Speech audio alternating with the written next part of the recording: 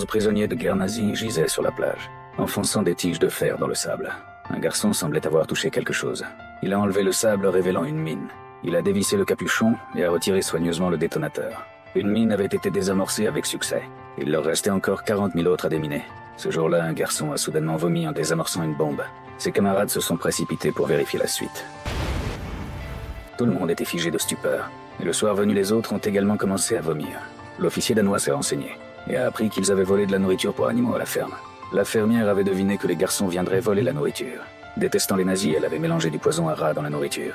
Après avoir découvert la cause, l'officier leur a fait boire de l'eau de mer pour provoquer des vomissements. Puis il a rincé les agents pathogènes de leur corps avec de l'eau propre. À partir de ce jour, l'officier leur a distribué régulièrement de la nourriture. Un mois plus tard, la première zone de sécurité a été déminée avec succès sur la plage. L'officier a même joué au foot sur la plage avec les garçons.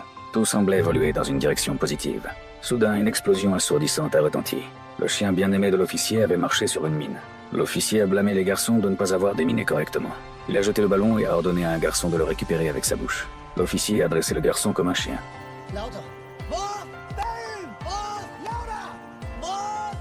L'officier est resté insatisfait. Il a ordonné au garçon de se prendre par le bras et de marcher, d'avant en arrière le long de la plage. S'il marchait sur une seule mine, chacun d'eux perdrait la vie. Les émotions d'un garçon se sont progressivement effondrées. Il voulait s'enfuir. Les autres pensaient que s'échapper était une impasse. Il devait juste endurer. Juste à ce moment-là, une femme est arrivée en courant cherchant de l'aide. Sa fille s'était aventurée dans le champ de mine. Sans hésiter, le garçon a commencé à déminer.